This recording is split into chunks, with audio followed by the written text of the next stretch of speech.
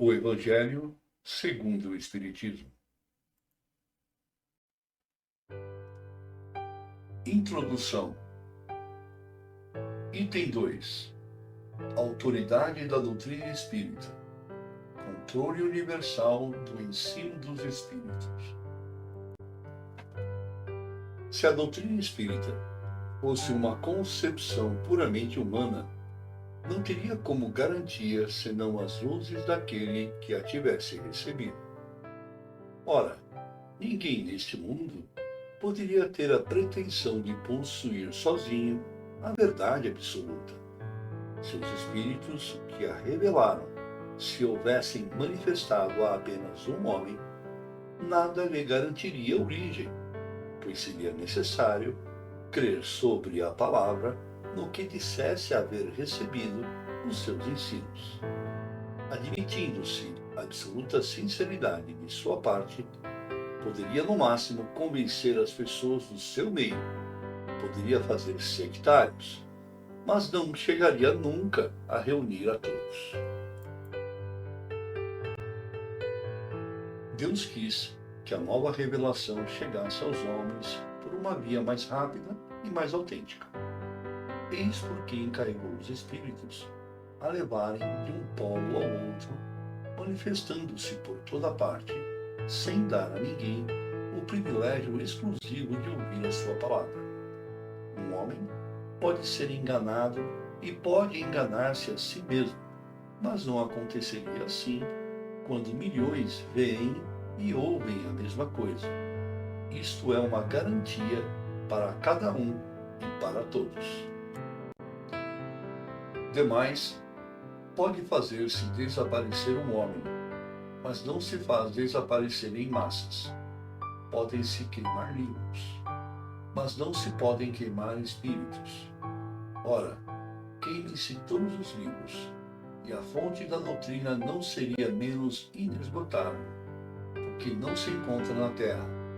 Surge de toda parte, e cada um pode captá-la. Se faltarem homens para propagá-la, haverá sempre os espíritos que atingem a todos e que ninguém pode atingir. São realmente os próprios espíritos que fazem a propaganda, com a ajuda de inumeráveis médiuns, que eles despertam por toda parte. Se houvesse um intérprete único, por mais favorecido que esse fosse, o Espiritismo estaria apenas conhecido.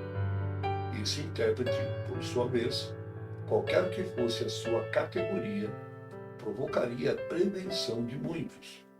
Não seria aceito por todas as nações. Os espíritos, entretanto, comunicando-se por toda parte, a todos os povos, a todas as seitas e a todos os partidos, são aceitos por todos. O Espiritismo não tem nacionalidade.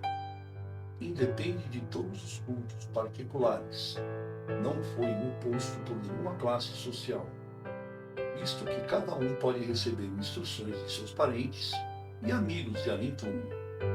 Era necessário que assim fosse, para que ele pudesse conclamar todos os homens à fraternidade, pois se não se colocasse em terreno neutro, teria mantido as dissensões em lugar de apaziguá-las. Esta universalidade do ensino dos espíritos faz a força do espiritismo e é, ao mesmo tempo, a causa de sua tão rápida propagação.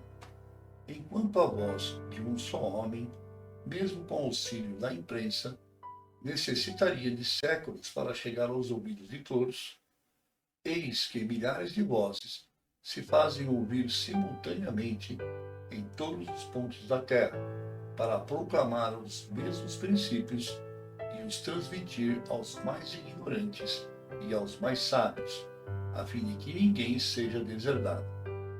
É uma vantagem de que não pôde gozar nenhuma das doutrinas aparecidas até hoje.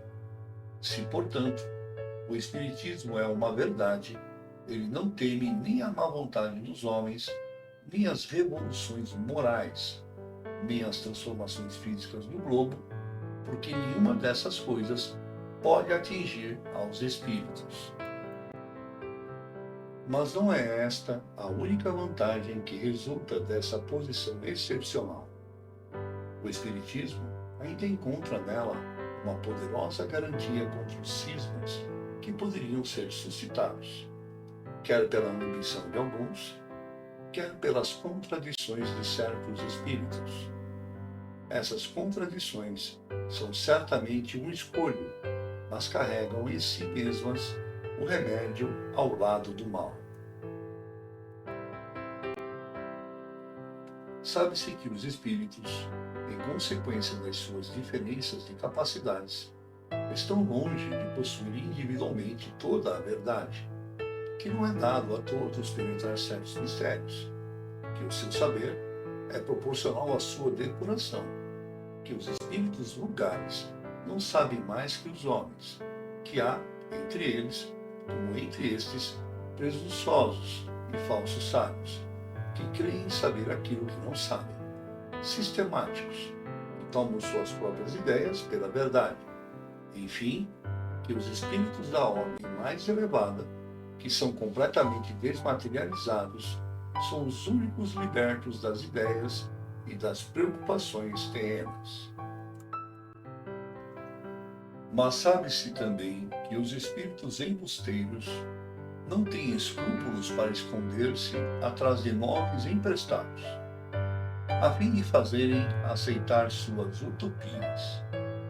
Disso resulta que, para tudo que está fora do ensino exclusivamente moral, as revelações que alguém possa obter são de caráter individual, sem autenticidade, e devem ser considerados como opiniões pessoais deste ou daquele espírito, sendo imprudente aceitá-las e propagá-las levianamente como verdades absolutas. O primeiro controle é, sem contradita, da razão, ao qual é necessário submeter, sem exceção, tudo o que vem dos espíritos. Toda teoria em contradição manifesta com um bom senso, com uma lógica rigorosa, com os dados positivos que possuímos, por mais respeitável que seja o nome de quem o assine, deve ser rejeitado. Mas esse controle é incompleto para muitos casos, em virtude da insuficiência de conhecimentos de certas pessoas e da tendência de muitos de tomarem seu próprio juízo por único árbitro da verdade.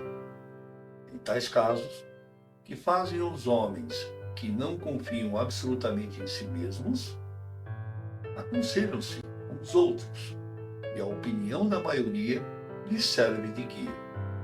Assim deve ser no tocante ao ensino dos espíritos, que nos fornecem por si mesmos os meios de controle. A concordância no ensino dos espíritos é, portanto, o seu melhor controle, mas é ainda necessário que ela se verifique em certas condições. A menos segura de todas é quando um médium interroga por si mesmo numerosos espíritos sobre uma questão duvidosa. É claro que, se ele está sob o império de uma obsessão, ou se tem relações com um espírito embusteiro, este espírito pode dizer-lhe a mesma coisa sob nomes diferentes.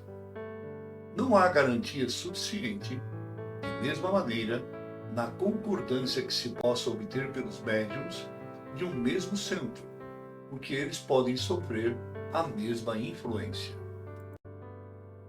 A única garantia segura do ensino dos espíritos está na concordância das revelações feitas espontaneamente, através de um grande número de médiuns, estranhos uns aos outros e em diversos lugares.